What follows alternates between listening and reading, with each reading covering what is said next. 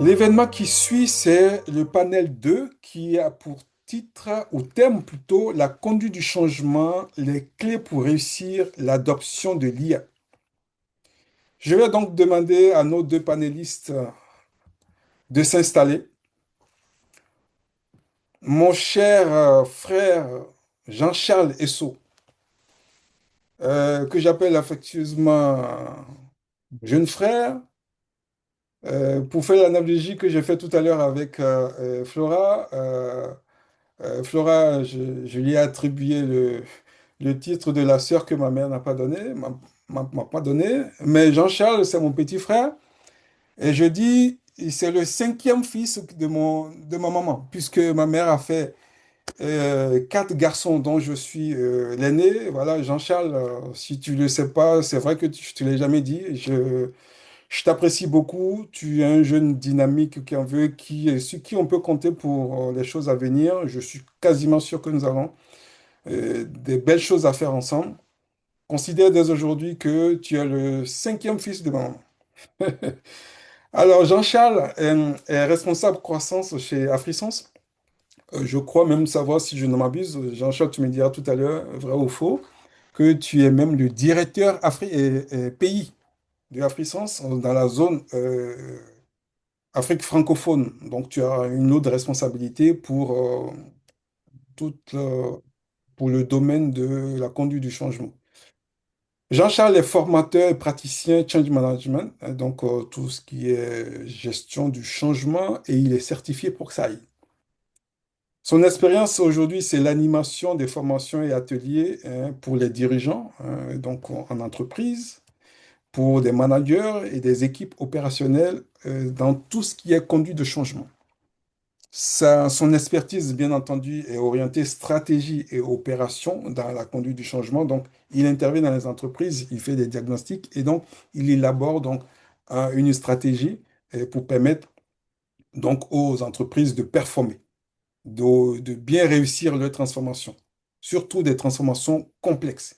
Il met en place donc des, des- des systèmes de communication et pour faciliter la chose. Donc, il a une expertise aussi dans le domaine du marketing. Jean-Charles est titulaire dans un premier temps d'un BBA et ensuite d'un MBA. Il est certifié Agile Foundation et surtout Proxy pour tout ce qui est conduite de changement. Jean-Charles est aussi, a aussi une formation de management de projet, donc la certification Project Management Foundation. Et donc sa valeur ajoutée, c'est la clarté.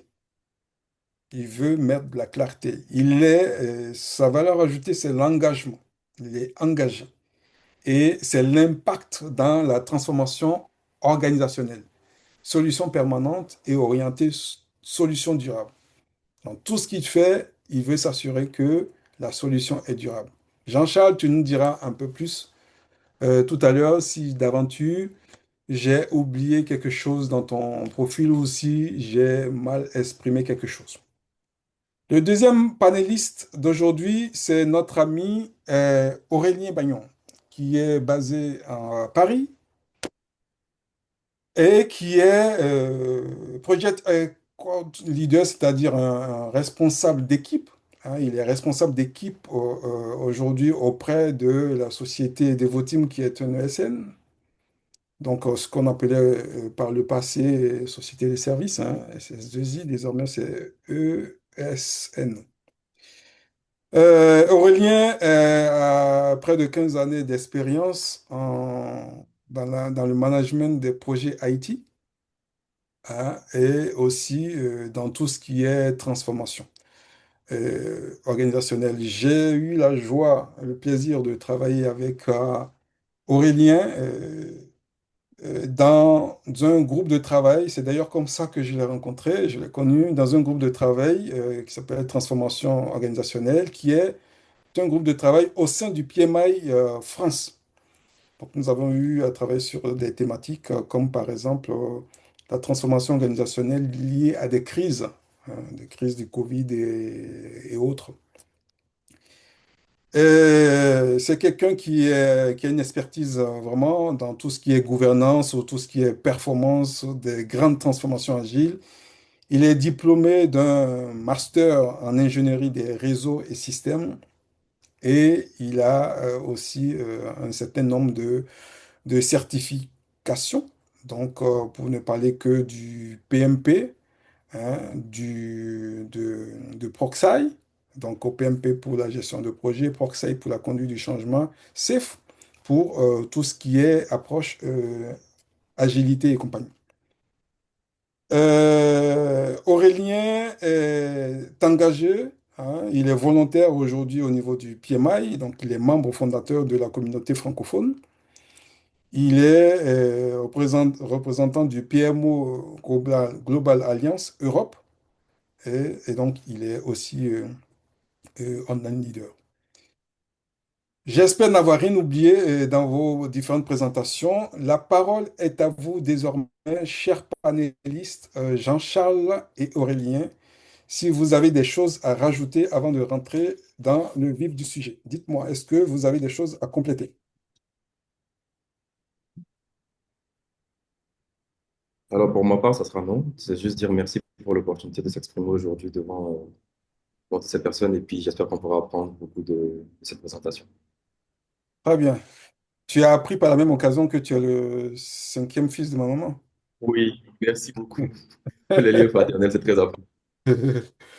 Bon, Aurélien, est-ce que tu as Non, quelque pas de chose à complément. rajouter? Merci beaucoup pour cette invitation et cette introduction, Serge. Grand plaisir de te retrouver et de faire aussi par là même la connaissance de Jean-Charles, avec qui on a un petit peu discuté. Et voilà, merci, merci aussi à tous les participants de nous rejoindre un samedi, quel que soit le fuseau horaire. Très bien. Alors, installez-vous, chers amis, chers participants. Donc voilà, un peu comme les autres sujets, nous vous avons lancé un sondage pour savoir quelles seraient vos attentes. Et donc, la question était posée de savoir quel aspect de l'adoption de l'intelligence artificielle souhaitez-vous approfondir lors du panel conduit de changement. Faites votre choix. Donc là, je rappelle, le thème de ce panel, c'est conduit du changement, les clés pour réussir l'adoption de l'IA. Alors, je vais vous poser tous les deux la question d'entrée, hein. On va commencer par Jean-Charles. Selon vous, ou selon toi plutôt, pourquoi l'adoption de l'IA est-elle autant un défi humain qu'un défi technologique? Oui, je vais souvent me mettre en sourdine parce que j'ai un voisin qui a commencé à faire un baptême, donc il y aura sûrement un peu de musique si jamais vous entendez ça en arrière-plan. Mais D'accord. par rapport à la question, je la trouve hyper intéressante déjà. Si on se rappelle un peu plus tôt dans la décennie, ou je dis dans le centenaire, au niveau des années 2000, il y a eu le Y2K. On passait à l'ère de l'Internet. Il y avait beaucoup d'incertitudes, on ne savait pas ce qui allait se passer. Et aujourd'hui, on se rend compte qu'il y a beaucoup de métiers qui ont été créés. L'Internet aujourd'hui est devenu viral. Difficile de vivre aujourd'hui sans Internet. Je pense qu'on est en train de passer notre étape aujourd'hui avec l'intelligence artificielle. Et Mhm. quand le veut, non, ça va arriver. Maintenant, c'est savoir comment est-ce qu'on rentre dans cette dynamique-là, parce qu'on n'est peut-être pas au courant, mais dans nos téléphones, dans nos véhicules qu'on conduit, il y a déjà de l'intelligence artificielle qui font des choix pour nous. Le challenge de notre niveau, c'est de savoir, lorsque nous devons l'utiliser, avons-nous la capacité de bien le faire. Donc, le challenge aujourd'hui, c'est comment est-ce qu'on se positionne face à cette technologie-là qui, qu'on le veuille ou non, va être démocratisée. Donc, pour le volet qui est conduite de changement, c'est quelles sont les étapes qu'on peut mettre en place pour qu'un individu ou une personne puisse passer au travers de ces différents éléments-là. Le challenge humain se met en sorte que la résistance humaine est normale. Donc, c'est quelque chose de nouveau qui vient à nous. On va se mettre dans une position de défense principalement pour essayer de comprendre un peu ce à quoi on fait face, pour ensuite essayer de partir dans la bonne direction. Donc, je pense que c'est un peu comme ça que j'ai commencé pour la question. Je vais laisser Aurélien prendre le relais et puis ensuite renchérir.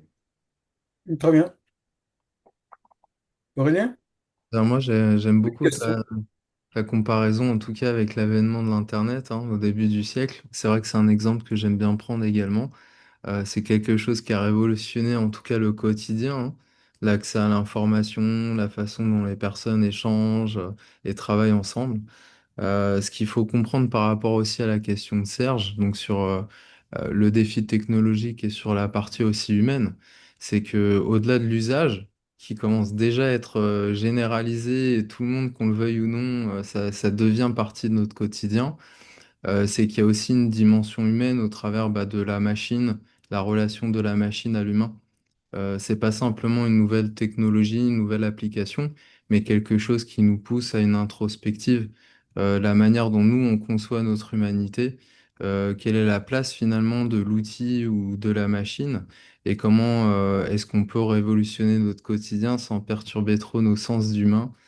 Voilà, donc on parle beaucoup des biais, des risques autour de l'IA. Je pense que c'est des sujets qu'on va pouvoir discuter et un certain nombre vont venir se connecter finalement à cette dimension humaine. Euh, voilà pour ma part. Ok, merci. Mais si on devait continuer sur la même lancée, comment peut-on distinguer aujourd'hui l'effet de mode, hein, parce qu'effectivement, on dit tous que l'IA s'invite partout. Tout le monde en parle aujourd'hui, même ma grand-mère parle de l'IA, tout le monde en parle. Donc, comment on peut distinguer l'effet de mode autour de l'IA de sa véritable valeur opérationnelle dans le changement aujourd'hui? Question, oui, tu peux poursuivre, Aurélien. Euh, c'est une question très intéressante. Elle n'est pas propre qu'à l'IA, mais c'est vrai que c'est vraiment, on est en plein dedans Mhm. pour l'intelligence artificielle. Donc il y a beaucoup d'études qui sortent, de grands cabinets, de conseils, McKinsey ou d'autres qui nous mettent en avant les valeurs de l'IA. Qu'est-ce qu'on peut espérer en gain de productivité, quels sont les chiffres d'affaires en termes de business. Sur les prochaines années, ça se chiffre en milliers de milliards de dollars. Donc Mhm. beaucoup d'opportunités là-dessus. Et en même temps, l'histoire nous démontre que derrière chaque révolution technologique, hein, on parlait d'Internet, il pouvait y avoir la machine à vapeur, le train d'aujourd'hui, etc. On a toujours connu un petit peu, c'est la courbe du hype de Gartner, si certains veulent aller voir, une phase en fait très exponentielle où on va se dire mais c'est incroyable, c'est magnifique, que nous réserve l'avenir, et ensuite une phase de doute, ou en tout cas de remise en question. Et je pense, il me semble qu'on soit un petit peu à l'apogée charnière entre ces deux étapes, où on se dit, l'IA, c'est incroyable, c'est magnifique, et on commence à se poser les questions, mais est-ce qu'effectivement, oui, on va pas quand même garder une part d'humanité, soit sur le contrôle des algorithmes, ou sur la place finalement qu'on occupe, ne serait-ce que d'un point de vue éthique, par rapport à cette technologie. Donc l'effet de mode, il est là aujourd'hui, beaucoup de communication parce que beaucoup d'espérance, et en même temps, quelle sera la réalité? On n'y est pas toujours aujourd'hui, on est encore dans l'incertitude, voilà, malgré les gains qu'on observe déjà. Les gains de productivité qu'on a cités, alors il y a plein d'études, entre 20 40% du temps gagné, ça dépend des métiers, des disciplines, mais en tout cas on voit qu'il y a du sens, mais on ne sait pas encore exactement à quoi s'apparentera le monde demain, euh, je, Mhm. je pense, ouais. Ok.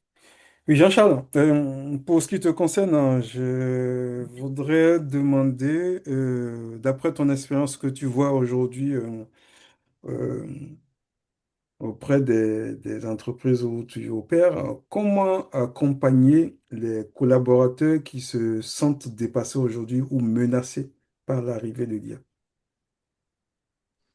Merci pour cette question. C'est, je pense, la question la plus fondamentale parce qu'on nous vante les mérites de l'IA, beaucoup plus de performance, beaucoup plus de retour sur investissement. Donc, lorsqu'on a sa fiche de poste, on se rend compte que le travail qu'on fait peut être remplacé par une intelligence artificielle. Il y a directement la peur de se faire remplacer par cette technologie-là. Donc, ce qui est important de faire, il faut que la décision vienne des dirigeants. Lorsqu'on est dans une organisation, dans une entité, il faut que les personnes qui ont les rênes de cette entité-là communiquent directement pour laisser la transparence savoir. C'est-à-dire qu'il faut être actif et visible. Il faut laisser les gens comprendre le pourquoi du comment. Donc, pourquoi est-ce qu'on intègre Mhm. l'IA? Pourquoi est-ce qu'on le fait maintenant? Et qu'est-ce qui se passe si on ne le fait pas? Donc, au travers de ces trois questions-là, on sera à même de pouvoir apporter une certaine clarté par rapport à la chose. Pour essayer de venir, on va dire, commencer à faire monter la volonté des gens à s'intégrer dans ce processus de transformation-là. Parce que, par exemple, si moi je suis caissière, que vous me dites que je peux être remplacé par l'intelligence artificielle, c'est clair que je vais commencer à boycotter le processus d'intégration pour que mon poste puisse rester aujourd'hui. Mais si c'est une technologie qui vient m'aider à mieux faire mon travail, comme elle l'explique dès le départ, je serai un peu plus à même à être flexible par rapport à cette intégration-là. Donc, le premier élément, c'est vraiment communiquer de manière transparente par rapport à l'impact que ça aura aux différents pôles dans votre entreprise, dans votre compagnie, dans votre société, faire en sorte que les gens puissent comprendre comment est-ce qu'ils seront impactés et de quelle manière ils devront se comporter. Généralement, on nous fait savoir que c'est l'IA qui arrive, et c'est lorsque ça commence à être mis en place qu'on se rend compte de l'impact que ça aura. Donc, c'est pour ça que lorsque le communiqué arrive, tout le monde se met un peu sur la défensive. Mais si dès le départ, au niveau de la communication, on laisse savoir aux gens, voilà les différents points, si c'est au niveau des processus, au niveau des outils, voilà comment tu seras impacté de manière individuelle, je pense que la résistance pourra être diminuée et puis l'intégration pourra mieux se faire. Ok. Oui, du coup, dans la même continuité pour Aurélien, aujourd'hui, toi qui manages une équipe souvent au milieu des problématiques IT, et donc on parle de l'IA, ça intègre tout à fait euh, vos préoccupations. Aujourd'hui, sur le terrain, hein, quelle est la forme de résistance à l'IA que tu rencontres le plus souvent aujourd'hui?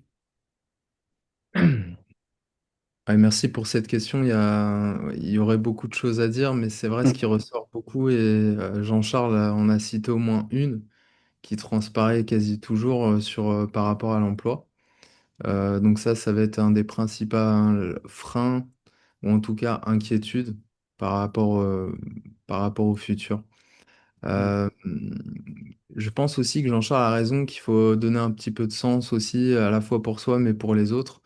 Donc dans la mesure où finalement on veut accompagner les collaborateurs, il y a une part de formation théorique, mais aussi de mise en pratique. Et in fine, de transformer un petit peu l'essai, donc d'être en capacité d'expliquer vraiment quels sont les impacts. Donc exactement ce que disait Jean-Charles, en fait, et y répondre avec sincérité, clarté, transparence. Pour moi, ça fait partie un petit peu des sujets de résistance qu'on peut observer. Je dirais aussi, alors c'est plus personnel, mais sur le plan humain. D'autres que moi vont partager cette lecture, mais il y a effectivement le fait de se dire, est-ce qu'en fait, ça serait pas trop confier les rênes à une technologie, donc un outil. Euh, Fiona nous parlait tout à l'heure de Jira. Bon, bah là, c'est l'intelligence artificielle. Est-ce qu'on va pas donner des réflexions ou des responsabilités à l'IA qui devraient être, d'un point de vue éthique ou même objectif, hein, celle de l'humain? Et ça, c'est aussi une crainte que je cultive à titre personnel, mais qui a l'air de faire un petit peu convergence. On voit beaucoup de contenu proliféré, beaucoup avec l'IA, l'IA s'inspirant du contenu existant. Donc, l'IA commence à s'inspirer de l'IA, les choses se ressemblent pour le meilleur et pour le pire. Donc, voilà, cette crainte un petit peu de laisser trop d'autorité à l'intelligence artificielle, ce serait une deuxième cause aussi, un deuxième facteur. Mm. Ok. La crainte de laisser le contrôle lié. Très bien. On a un point commun, vous et moi, tous les trois. On a un point commun. C'est Proxy. Nous sommes tous les trois certifiés Proxy, donc nous savons de quoi nous parlons quand on parle de Proxy. Et on a un outil, quand on est certifié Proxy, on a un outil incontournable hein, de travail qui s'appelle la méthodologie ADKAR. ADKAR. Euh, J'aimerais que vous éclairez un peu nos amis qui nous suivent aujourd'hui sur cette pratique, hein, sur cet outil APCAR. Qu'est-ce que c'est? Et puis, essayer de répondre à la question de savoir, selon vous, cette méthodologie-là, est-ce qu'elle peut aider à réussir l'adoption de l'IA? Et pourquoi? Alors, on peut, pour continuer à naviguer entre vous, ben, on peut commencer par Jean-Charles. Oui, bien sûr, je suis en train d'écrire dans le chat un peu pour qu'on ait un visuel par rapport à ça. Donc, Ah, moi, tu veux j'ai fait ma... partager quelque chose? Oui. Non, non, non, Ben, je vais laisser la place à Aurélien pour que je puisse écrire, pour que les gens puissent savoir un peu dans le langage d'accord. à quoi est-ce que correspond chaque élément. Donc, Attends. ADKAR, c'est un modèle qui est centré sur la personne humaine. Donc, lorsqu'on veut faire une transformation, c'est vraiment mettre l'humain au centre de la chose. Donc, c'est de savoir comment est-ce qu'on fait passer une masse critique de personnes au travers du changement. Et donc, ça se réside dans 5 éléments. Le premier A, c'est l'awareness, donc la sensibilisation. Comment est-ce qu'on fait comprendre aux personnes pourquoi est-ce qu'on fait ce qu'on fait aujourd'hui, pourquoi est-ce qu'on prend cette décision-là. Le deuxième élément, c'est le D, desire, donc la volonté. C'est de savoir qu'est-ce que j'y gagne à titre personnel. Parce qu'il faut savoir qu'en gestion de changement, notamment dans la méthodologie ProSci, euh, il faut savoir que le changement est d'abord individuel avant d'être organisationnel. C'est chaque personne au travers de votre compagnie qui doit changer pour que la compagnie puisse changer. Donc, c'est pour ça que la volonté, c'est important. C'est après la volonté maintenant qu'on passe à la connaissance. Donc, le cas qui est knowledge ici, vous venez former des Excuse-moi personnes. de t'arrêter, Jean-Charles, excuse-moi. Tu as mis quelque chose dans le chat que je dois partager, c'est ça? Ah non, non, non, non, non. C'est Ah, juste, d'accord. j'écrivais un peu ce que Atka voulait signifier. Donc, D'accord, ok, juste bon, après. autant pour moi. Parce que je suis allé voir dans le chat, j'ai rien vu, je me suis dit, est-ce que j'ai oublié quelque chose? Donc, je Ah te laisse non, non, continuer. pas du tout. Je vais continuer, excuse-moi. Non, pas de problème, je viens juste d'écrire. Ok, Donc, ça marche. au niveau du cas, la connaissance, c'est là on vient parler de formation maintenant. Donc, c'est là on va voir qu'est-ce qui est disponible sur le marché comme, en termes de certification, en termes d'éléments qui pourront permettre aux personnes de pouvoir agrandir ou d'étendre leurs connaissances. Après quoi, on passe à la capacité. Donc, la capacité ou encore ability, c'est là où on se rend compte de l'effectivité du changement. C'est là où il prend place, c'est là où il prend forme. Et donc, une fois que ça s'est fait, on va essayer de le renforcer pour que ce nouveau comportement, cette nouvelle technologie-là, puisse rester au travers du temps. Donc, lorsqu'on prend une personne humaine, on la fait passer au travers de ce modèle-là de manière séquentielle. C'est-à-dire qu'il faut vraiment commencer par le A, ensuite le D, ensuite le K, le A et encore le R. Il faut vraiment passer de manière séquentielle parce qu'on ne peut pas commencer à venir former quelqu'un avant de lui expliquer pourquoi est-ce qu'on le forme. Ce qui est généralement fait ici ou dans d'autres contrées aussi. Donc, les personnes sont formées, mais elles ne savent pas pourquoi elles sont formées. Donc, jeter de l'argent par la fenêtre. C'est très intéressant de commencer par le cas pour que les personnes puissent se rendre compte de pourquoi elles le font, qu'elles aient la volonté de le faire, pour que les choses se fassent de manière un peu plus simple, plus pratique. Donc, Adkar s'est inspiré de Kurt Lewin, ça vient de Jeff Hayat, qui est le père de ProSci, qui est la personne derrière toute cette méthodologie qui est centrée sur l'aspect humain de la chose. Donc, rapidement, c'était pour moi. Aurélien, si tu as d'autres choses à ajouter, je vais te laisser la parole. Non, merci Jean-Charles. En fait, oui, je pense que c'est très pertinent de rappeler ce qu'est ADKAR parce que c'est un des modèles de conduite du changement qui est le plus déployé en entreprise et pour autant, ça ne veut pas dire que beaucoup de personnes du grand public le connaissent. Effectivement, par rapport à la question sur pourquoi ADKAR et pas un autre modèle, en dehors du fait qu'il soit très populaire, il y a forcément une part de raison. C'est que c'est centré sur l'humain. Et on l'a dit un peu dans l'intro avec Jean-Charles et Serge, c'est que finalement le lien qui vient connecter la technologie et l'homme aujourd'hui au travers de l'IA se rapporte beaucoup à cette conduite du changement. Ce qui fait que selon moi, Adcar a une pertinence que peut-être d'autres modèles ont moins, même s'ils ont d'autres valeurs. Donc voilà, en complément, Ok, je dirais. très bien. Du coup, la question qui est de savoir en quoi, selon vous, en quoi cette méthodologie-là peut-elle aider à réussir l'adoption de l'IA, et pourquoi? Vous répondrez quoi? Alors, si je peux rebondir sur cette question, ce serait Oui. dire que, comme Aurélien le disait, vu que c'est très centré sur l'humain, ce modèle-là nous permet de savoir quel est le point de blocage dans une transformation. Donc là, si on parle de l'IA de manière spécifique, c'est-à-dire qu'on va essayer de comprendre déjà, est-ce que les personnes savent pourquoi est-ce qu'on fait la transformation de l'IA? Est-ce qu'elles savent pourquoi est-ce qu'aujourd'hui, on va laisser nos technologies actuelles pour transitionner vers l'utilisation d'une intelligence artificielle? Lorsque ces personnes auront compris pourquoi, on va leur demander, est-ce qu'elles savent, qu'est-ce qu'elles vont y gagner? Donc, effectivement, il y aura des personnes perdantes, il y aura des personnes qui vont gagner certaines choses. Donc, c'est essayer de Ouais. comprendre quelle est la masse critique de personnes dont on a besoin pour mener ce projet-là à bien. Une fois que ça c'est fait, c'est là maintenant on va passer à la formation. Donc, quel outil d'IA on va utiliser, de quelle manière, et quel, par exemple, secteur d'activité au sein de la compagnie va utiliser ces outils de l'IA-là. Quand on comprend maintenant comment ça se fait, c'est là on passe à la capacité. Donc, il y a un fossé. On peut avoir la connaissance théorique, mais il faut la pratiquer pour que ça devienne une habitude. Donc, au niveau de la capacité, on va passer à la mise en œuvre. C'est là où le projet va voir le jour. Et ensuite, il faut renforcer ce qu'on a appris pour que ça devienne une habitude. Parce que si on ne le fait pas, on va revenir aux anciennes méthodes et l'investissement qui a été fait sera caduque. Et donc, si vous avez pu voir un peu l'actualité par rapport à l'IA, c'est dans ça qu'on baigne aujourd'hui. Parce que tout de suite, tout le monde se jette là-dessus pour se dire que c'est quelque chose qui est porteur. Donc, on n'explique pas aux gens pourquoi on le fait. On ne sait pas si les personnes ont la volonté de le faire. On commence à former les gens à utiliser l'IA, ils n'ont pas la capacité. Donc, beaucoup d'argent est injecté. On parlait, je pense, d'un peu plus de 189 milliards de dollars en 2024 on se rend compte qu'il n'y a pas de retour sur investissement. Parce que les personnes ne savent même pas pourquoi doivent utiliser l'IA. Donc, c'est beaucoup d'argent qui est injecté, mais on n'arrive pas à ressortir un bénéfice par rapport à ça. Donc, les gens ne continuent pas à être renforcés dans ce domaine-là et on commence à revenir aux anciennes méthodes ou moyens de pratique. Au niveau de Mm. ADCAR, par exemple, on se donne une note de 1 à 5. C'est comme ça que ça fonctionne de manière pratique. Donc, quand on va prendre la sensibilisation, on va se demander est-ce que les personnes qui doivent recevoir cette technologie-là sont sensibilisées par rapport à ça. De 1 à 5, on se donne un score. Ce sera la même chose pour la volonté, la connaissance, la capacité et le renforcement. Et on va se focaliser sur l'élément qui aura le premier score de 3 ou moins. Donc, dans la masse critique de personnes, ça nous permettra de savoir où est notre point de blocage. C'est là où on va se concentrer pour être sûr que toutes les personnes sont au même moment en train de passer aux différents éléments de ADCAR. Donc, de manière pratique, c'est dans une compagnie que vous faites une analyse ADCAR, vous saurez si la masse critique de personnes a un problème de volonté, c'est un problème de sensibilisation. Est-ce qu'elles savent pourquoi? Est-ce qu'elles veulent y participer? Est-ce qu'on a les éléments de connaissance ou les éléments théoriques pour utiliser l'IA? Donc, de manière pratique, ça vous donne un peu comment vous orienter, histoire d'affûter votre stratégie. Donc voilà un peu comment ce modèle-là peut être pratique pour l'intégration d'une intelligence artificielle. Très bien. Merci. J'espère que nos participants auront appris quelque chose. C'est parfait. Je ne sais pas si Aurélien, tu veux rajouter quelque chose, mais j'avais une autre question pour toi, pour enchaîner. Tu voulais Non, rajouter quelque chose? ça me paraît hyper intéressant et hyper pertinent ce que dit Jean-Charles.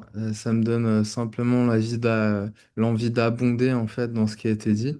ADKAR, donc c'est 5 étapes séquentielles, les unes après les autres, et qui soulèvent aussi certaines réflexions et des évaluations qui permettent pas à pas en fait de construire une démarche de changement qui pourrait être par exemple dans le cadre de l'intelligence artificielle. Donc quel est le sens en fait de ce changement? Donc ça c'est la toute première lettre, le fameux pourquoi, hein, qu'est-ce qu'on veut réaliser par ça? Pourquoi est-ce que c'est souhaitable? Pour nous en tant qu'individu, pour nous en tant qu'organisation, c'est deux lectures différentes. Aborder aussi tout ce qui est formation habilitante sur le plan théorique, mais aussi pratique. Ça, c'est les deux lettres de la fin, le knowledge euh, et le ability. Donner vraiment les moyens en fait aux Mm. personnes de l'utiliser, pas simplement de comprendre ou de savoir l'utiliser, mais comment le faire et pourquoi. Et cette dernière lettre qui rappelle l'ancrage un petit peu durable d'un changement et donc de l'IA dans le quotidien des personnes. Voilà. Ok. Une hyper Donc, pertinence très bien, d'Atka. merci. C'est parfait. Et du coup, si on allait explorer un peu vos différentes expériences professionnelles, hein, une sorte de retour d'expérience hein, pour partager avec nos participants dans la vraie vie, la pratique de tout cela. Une question serait, par un exemple concret hein, d'adoption de l'IA réussie, pourriez-vous nous partager plutôt un exemple concret d'adoption de l'IA réussie dans une organisation? Je dis l'IA, mais ça pourrait être une autre innovation hein, dans une organisation et expliquer ce qui a fait vraiment la différence dans cette pratique-là. Voilà, On- là-dessus, je peux reprendre, c'est Oui, sur ce que je oui, viens de comparer aussi entre théorie et pratique, c'est que comme beaucoup de changements, et peut-être encore un peu plus avec l'intelligence artificielle, il y a cette dimension pratique où il va falloir former les personnes, disposer aussi du personnel qui soit compétent, avec des aptitudes spécialisées. C'est pas simplement se former, c'est faire appel à des personnes aussi qui savent un petit peu de quoi elles parlent. Ça va être un socle initial. Ensuite, sur la théorie, ça va être aussi d'apporter une certaine démarche, on va dire, dans le déploiement de ces projets, la réalisation des initiatives.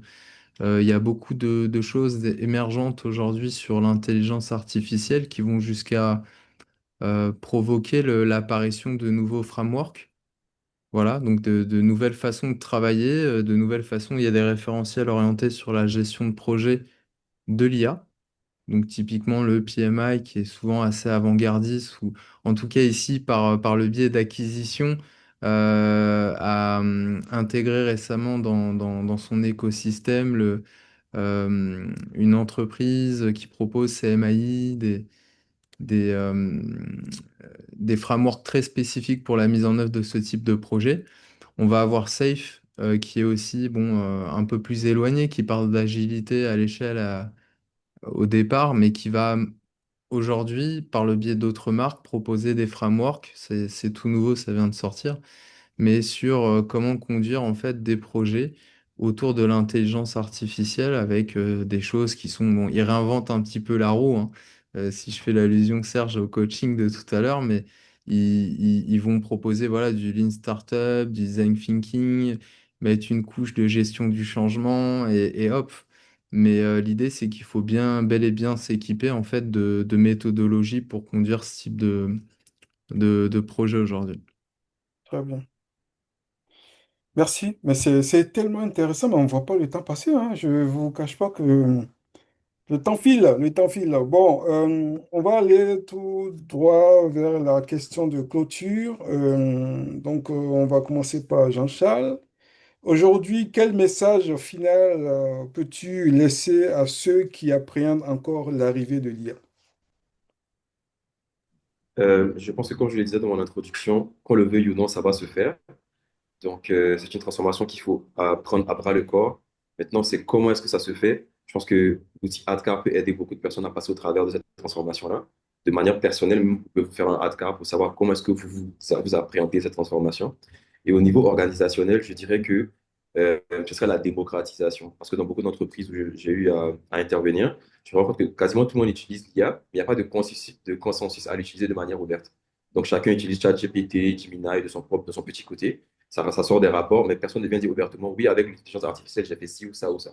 Comme s'il y avait une petite honte à utiliser l'IA qui n'est pas démocratisée encore dans certaines entreprises. Donc, c'est vraiment avoir une démarche organisationnelle par rapport à ça. Et ensuite, s'assurer que l'IA est utilisée dans des éléments ou dans des positions où le bénéfice est clair. Donc, ne pas juste généraliser l'ouverture à peut-être ChatGPT, comme je le disais, mais s'assurer que, par exemple, dans des processus ou dans la qualité de certains éléments, vraiment spécifier l'utilisation de l'IA pour qu'on puisse avoir des retours et ensuite voir dans quelle mesure l'étendre à d'autres domaines. Donc, moi, je dirais que ça commence par la spécialisation, la spécificité à des domaines bien précis et ensuite à la démocratisation de manière générale, que tout le monde puisse savoir comment l'utiliser, à quel moment et quels seront les bénéfices qu'on pourra en retirer après l'utilisation. Donc, Mhm. je pense que j'invite tout le monde à passer à l'IA parce que les bénéfices sont incroyables, mais d'utiliser toujours avec modération parce que c'est encore une nouvelle technologie. Voilà un peu pour ma part. Merci. Aurélien, tu dirais quoi, toi? Tout à l'heure, je parlais un petit peu de la courbe du hype de l'innovation avec le fait qu'on soit sur un phénomène de mode, ce que tu as appelé le phénomène de mode, Serge, et puis qu'on arrive sur une phase de désillusion. Aujourd'hui, il y a un gap énorme entre les initiatives lancées par les organisations et la réalité sur le terrain. C'est-à-dire que des études commencent à sortir pour nous dire que plus de 90% des entreprises qui mènent en fait ce type d'initiative, d'expérimentation de l'IA, ne parviennent pas forcément à leurs objectifs, mais que un quart peut-être parviennent à avoir une satisfaction par rapport à leurs ambitions premières. Donc c'est fort quand même. Un quart des initiatives autour de l'IA amènent les bénéfices pour lesquels ils ont été entrepris. Ce que je retiens de ça, alors plusieurs choses, c'est des leçons que j'ai pu cultiver à mon niveau, mais beaucoup aussi qui ont pu être partagées hein, dans les forums, dans les sphères qui en discutent, c'est d'adopter une culture de l'apprentissage et de l'innovation. Donc ça existait avant l'IA et ça devient central aujourd'hui. Donc ça passe par les valeurs de l'organisation, les valeurs culturelles, le droit à l'erreur, le fait de faire des petits pas aussi, cet aspect d'expérimentation, depuis Scrum on en parle, d'itérer, etc. On est au cœur de la complexité et de l'incertitude aujourd'hui, notamment avec l'intelligence artificielle. Et donc, il est important de s'équiper à nouveau. C'est un long cheminement. Ça se fait pas en mode Bing Bang. Sur le, ne serait-ce que la générative, l'intelligence artificielle générative, il y a peut-être moins de 10% des personnes qui aujourd'hui expérimentent la plus-value. Donc, c'est-à-dire qu'ils mesurent la promesse de ce qu'on leur offre, en fait. Il y a peut-être que 10% qui sont à la cible. Donc, il faut faire beaucoup de nuances par rapport à tout ça. Et effectivement, donc, bon, on disait avancer par petits pas, la culture de l'expérimentation. Je dirais le retour d'investissement aussi, être en capacité de se dire sur le court terme, qu'est-ce que j'y attends, sur le moyen, le long terme, comment est-ce que je peux définir les cas d'usage pour mes employés ou même pour moi-même, et comment est-ce que je peux améliorer en continu cette base de vie du coup pour l'entreprise. Parfait. Merci, merci vraiment à tous les deux. Le temps nous fait défaut, on aurait pu continuer encore, hein. C'est des sujets très très intéressants. Peut-être que on poursuivra sous d'autres angles au-delà de cette session, mais en tout cas, je voudrais vous remercier et sans doute que nos amis qui sont de l'autre côté en tant que participants sont en train de vous applaudir pour vous dire merci pour votre brillante prestation. Pour résumer ce qui a été dit, hein, voilà, l'IA, on n'a pas le choix. On n'a pas le choix, ça s'impose à nous à tous les niveaux. Il va falloir s'équiper, s'armer pour faire face à cela. C'est un élément de changement, un changement qui s'impose à quiconque, à toute entreprise, quel que soit le domaine dans lequel vous œuvrez. Et donc, il va falloir s'équiper.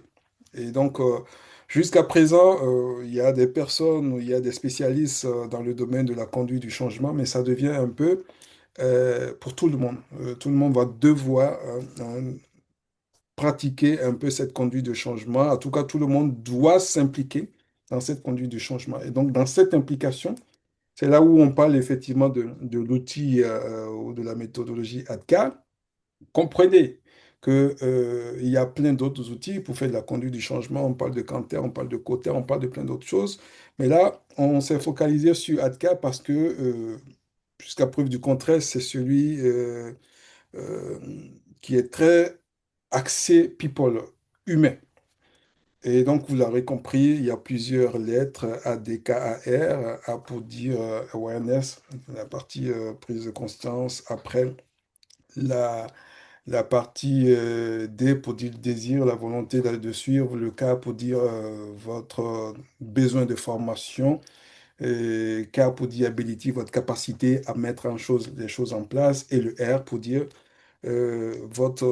la pérennisation de tout cela. Donc, vous partirez aujourd'hui au fait de cette session au moins en apprenant ce que c'est que la méthodologie ADKAR. Et derrière ADKAR, il y a une certification qui s'appelle POCSAI.